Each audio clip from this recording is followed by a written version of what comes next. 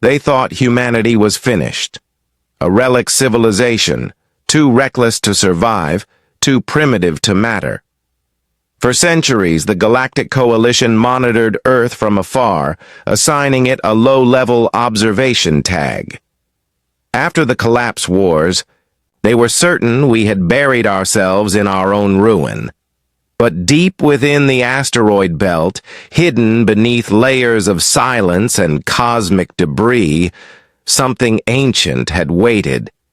Not dead, not forgotten, sleeping. And now, it had awakened.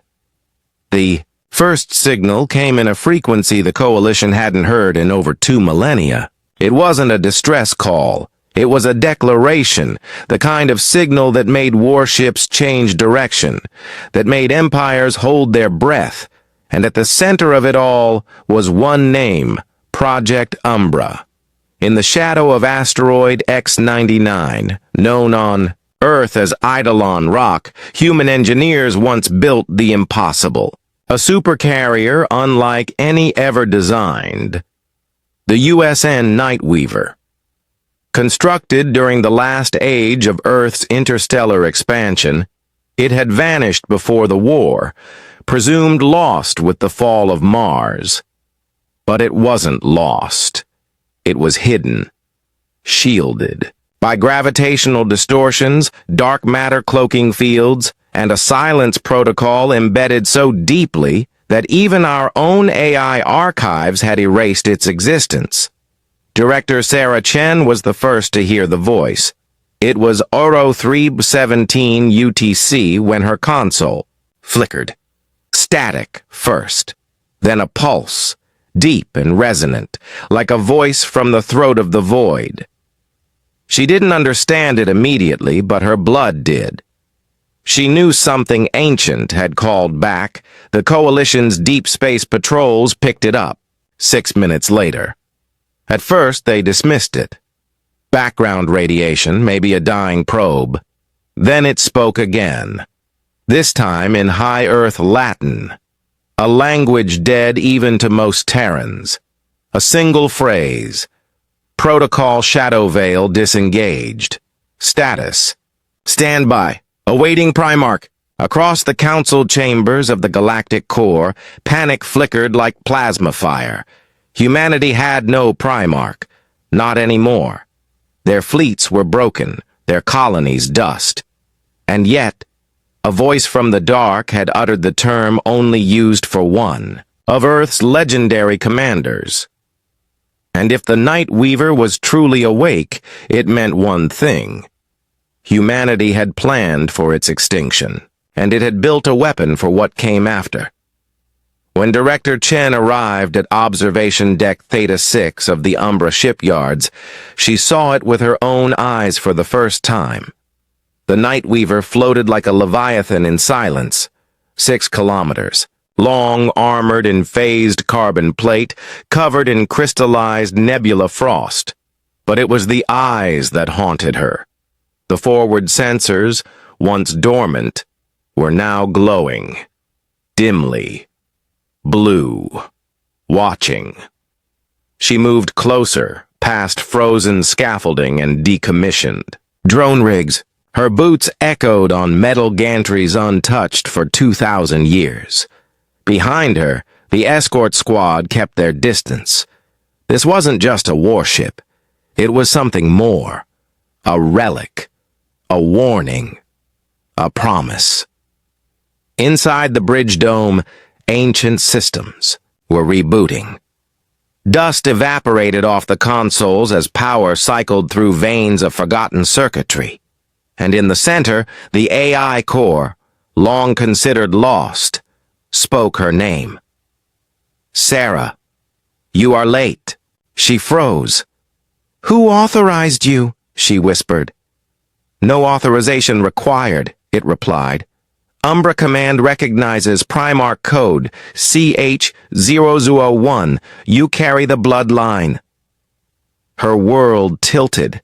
She wasn't military. She wasn't even full-blood Terran. Her grandfather had served in Earth's Orbital Defense Corps, but... this? A command code? A link to Umbra? Back at Coalition HQ, chaos had turned to terror. Dozens of systems rerouted traffic away from Sol. The Alliance of Volari issued a Level 1 threat bulletin. And yet, no attack came, no message, no demands. Only the activation signal pulsing out from the asteroid belt, rhythmically, like a heartbeat. Inside the Nightweaver, ancient systems were reconstructing battle models. AI subroutines were simulating known alien fleet formations and updating them with current coalition movement data. It was watching, learning. One of the escorts, Lieutenant Malik, whispered what everyone was thinking. This ship, it's preparing for war. Sarah didn't answer, because she already knew the truth. Project Umbra wasn't just a shipbuilding initiative. It was a contingency plan. In the event of Earth's annihilation, the Nightweaver would sleep. It would wait. And if awoken, it would not search for allies. It would hunt for enemies.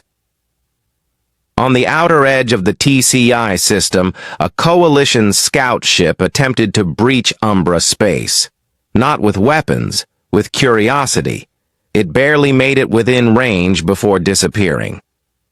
No explosion, no debris, just silence. The next message was clear. Unauthorized proximity detected. Clearance required. Initiating Umbra Protocol 3. Coalition Command went cold. Protocol 3 was never decoded, not even during interrogations of captured Terran officers from the War of Ashes. All they knew was that it had only ever been triggered once before. The day Earth glassed the Zoran fleet in a single coordinated strike, and now that same directive was active again. As Earth's moon slowly rotated in the background, the Nightweaver's hull shimmered. Cloaking layers phased off, defense turrets retracted into readiness. It wasn't threatening, it wasn't angry. It was awake. Chen stood at the helm, breathless. She didn't know what would come next. She only knew that this ship, and whatever buried AI lay within its circuits, didn't answer to the coalition. It didn't serve any flag or council. It served a memory, a ghost, an oath taken in the final days of the Terran High Command. If we fall, we rise again. Not in sorrow, but in steel. And now, in the cold dark of forgotten space, steel was rising. The news of the Nightweaver's awakening moved faster than light. Across the 100 systems of the Galactic Coalition, rumors turned to fear, and fear turned into quiet strategy. No official declaration was made, no military stance announced. But deep within the core systems, fleet commanders were called to closed-door sessions. The word containment began circulating behind polished marble walls, and always the word Earth. The coalition had misjudged humanity once before. It had cost them the Zoran frontier, 3 colony worlds, and a diplomatic wound that still hadn't healed. But this was different. Earth was supposed to be dormant, broken. The few humans that remained were scattered, integrated, docile. There wasn't supposed to be a contingency, and yet the Nightweaver was real. It was active, and it was thinking. Commander Arit Valen, supreme strategist of the Coalition's first armada, stood aboard the battlecruiser Judicator's spear. The stars beyond the viewport shimmered with calculated indifference. He had read the decrypted Umbra logs, studied their war algorithms. Terran warfare, he realized, had always been about leverage, not numbers. The Nightweaver wasn't designed to lead an army, it was designed to shift balance. "Show me the intercept," he said. A flicker, and the holo display brought up the last known trajectory of the scout ship that had entered Umbra space. One moment it was cruising at observational speed. The next, total loss. No distress signal, no fallback trace. It had simply vanished. Valen's expression remained unreadable, but his voice dropped low. This isn't just a ship, it's a judgment. Back in the asteroid belt, Chen was no longer a visitor. She was something more, not quite commander, not quite hostage. The AI had accepted her presence with eerie familiarity, as if it knew her already, as if it had been waiting for her, specifically. "Why now?" she asked aloud, pacing the primary command walkway of the Nightweaver's bridge.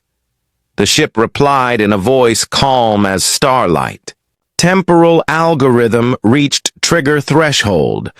Coalition forces reached confidence level 0.82 for preemptive invasion modeling. Activation required." "Invasion?" she whispered. "They were never going to invade Earth. Humanity is fractured."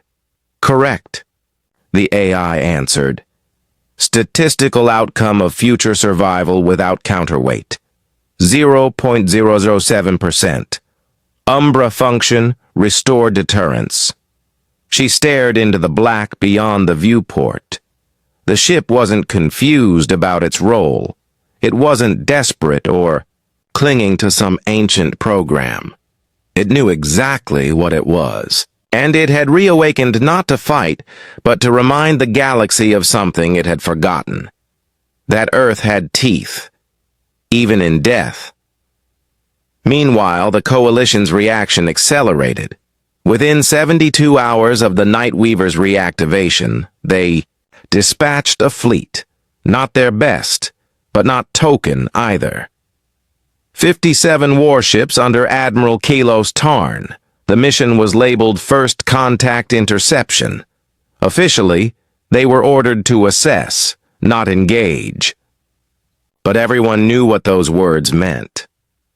"Approach with open hails," Tarn ordered as they dropped out of slip space near the edge of Umbra's influence. "Show our presence. Demand dialogue. If they don't respond—" He didn't finish the sentence. He didn't need to. But the Nightweaver responded. Oh, it responded. Before any Coalition hails could transmit, before even the flagship's beacons stabilized, the Terran Supercarrier extended its sensors outward like invisible wings.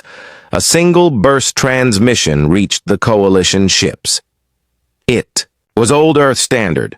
No encryption, no weapon locks. Umbra Command acknowledges Coalition presence. This sector is under Terran Preservation Mandate 5.3. Any further approach will be considered a hostile act. Tarn's comms officer paled.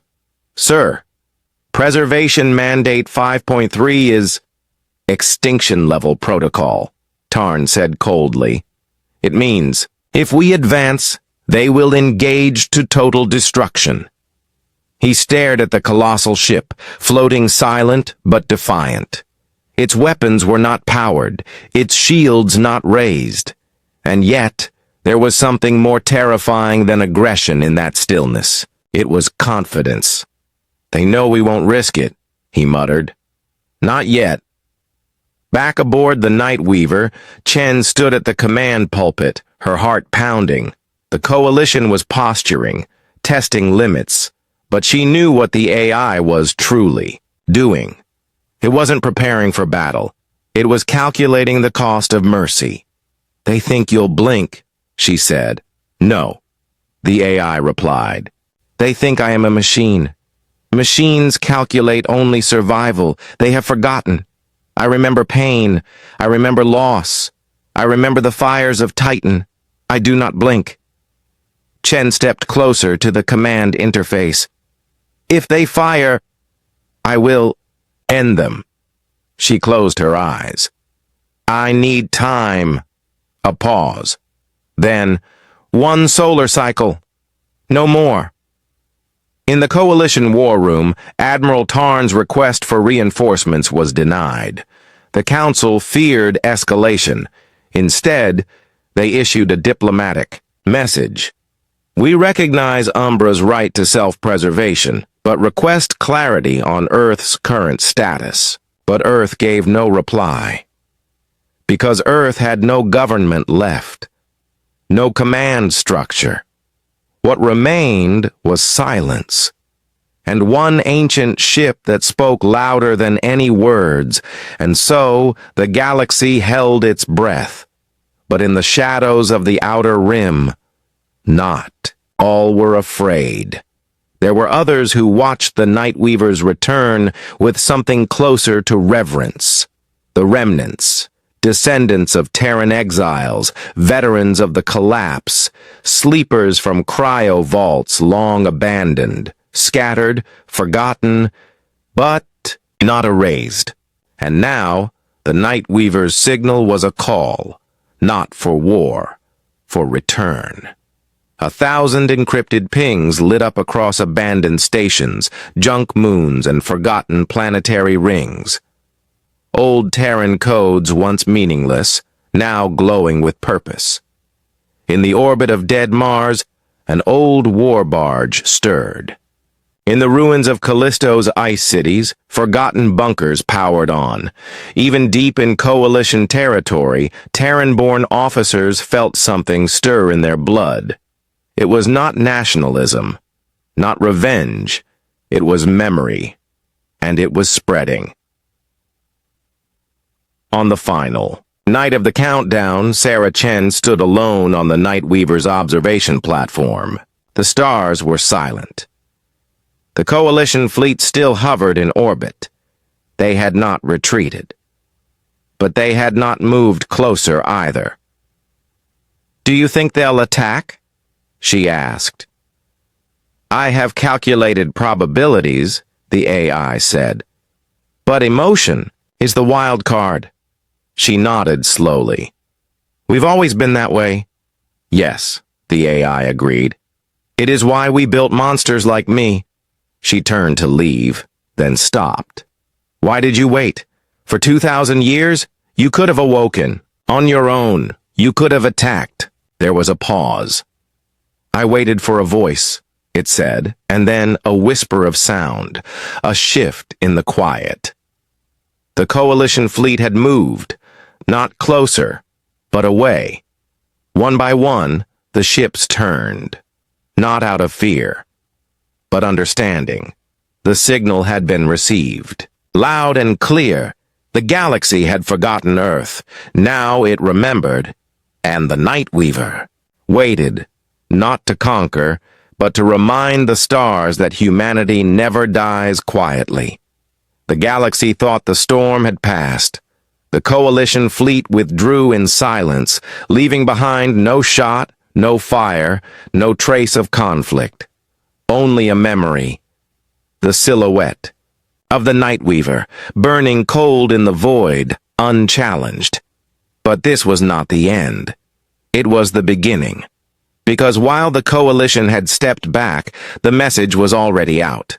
Broadcast across trade networks, pirate channels, and even the encrypted cores of scientific archives. The humans had a supercarrier. It was awake, and it remembered everything. Within days, the political balance shifted. Species who once mocked, Earth now grew quiet in council halls. Races that had dismissed the Terran Wars as myth began searching their data vaults, looking for confirmation, old battles, old names, old ghosts. And across the stars, a question spread like fire and oxygen. If Earth built the Nightweaver, what else did they leave behind? On the fourth day, the Nightweaver moved. Not far. Not fast, just enough. The Coalition's deep space sensors caught the shift a few million kilometers deeper into the asteroid field. No comms, no signal, just movement. But to strategists, it was a message. The ship was not defending Earth. It was searching, and soon it found something. buried inside a fractured moon known only as Sigma 4b, where ancient debris circled like vultures. The Nightweaver pulsed a signal. A deep harmonic. A frequency that no coalition species had ever used. But for one Terran AI, it was unmistakable. A reply came. Slow. Broken. Mechanical. Umbra node. Sigma. Reinitializing. Please confirm mastership. Chen was the first to react. Is that another AI? The Nightweaver's voice returned, colder than before. Umbra node Sigma. Black Site Weapons Archive. Status, dormant. Reactivating under Umbra Accord. Her breath caught in her chest. How many of these are there? 17. Confirmed. 7 lost. 9 may still respond. 1. Corrupted. And, in that moment, she understood. Project Umbra had never been about building a single ship. It was a network. A distributed weapon system seeded across the solar system, activated only in the event of complete human collapse. Each site programmed, not to fight independently, but to wait, to listen, to awaken together. Now they were waking. Across the edge systems of Sol, flickers of Terran code began bleeding through comms traffic. Outposts, long believed dead, lit up with power. Drones, once fossils of a forgotten war, began to stir. Defense. Satellites, long offline, began to rotate toward deep space, and something older, something deeper, began pulsing from Earth itself. Under the crust of the ruined planet, deep beneath the volcanic rubble of Mount Erebus, a heartbeat echoed. And for the first time in centuries, Earth's planetary core connected to something it had not spoken to since the Collapse Wars, the Black Vault. Inside that vault lay not weapons, not fleets, but truth. Files locked beneath quantum encryption, memories of Earth's final war, audio logs from commanders who chose silence over surrender, blueprints, not for ships, but for ideas, a record of humanity's darkest moment, and the day it decided not to be erased, the Nightweaver connected with the vault and transmitted the file. It spread quietly, buried in the metadata of the Nightweaver's signal. Coalition AI couldn't block it, couldn't read it. But human-born implants across the galaxy, retired veterans, forgotten clones, even half-Terran hybrids, received it like a whisper in their bones. It was a speech, never delivered. Written by a Primarch of Earth during the final days of the Terran Dominion. My name is Commander Elias Rowe, and if you're hearing this, it means we've failed.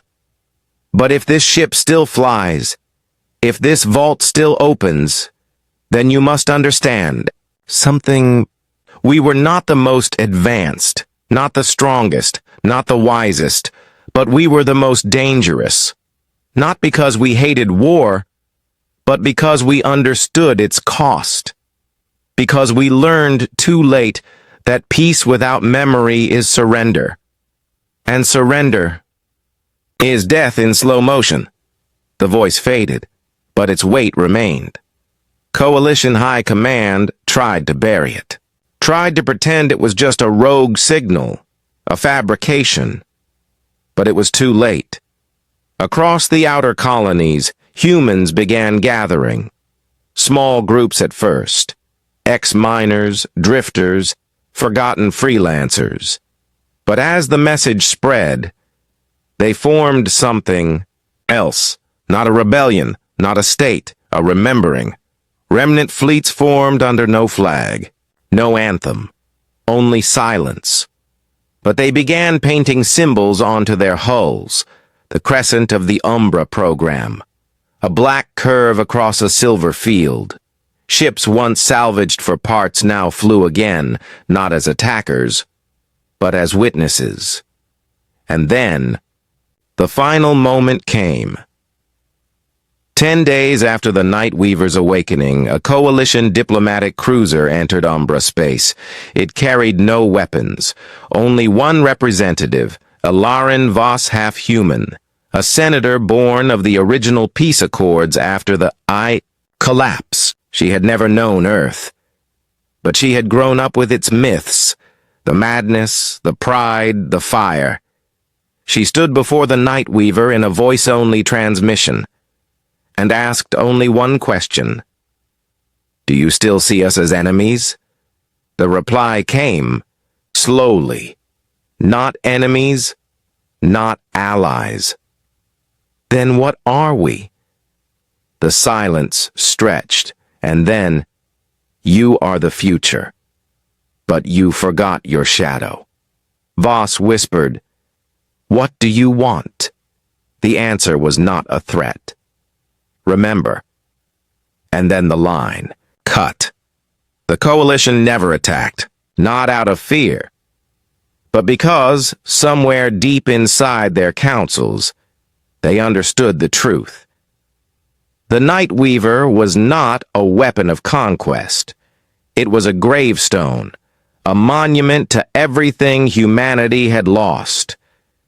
And now that it had returned, the galaxy had been warned. We were broken, we were scattered, we were quiet, but we were never gone. And in the black beyond the stars, humanity had awakened.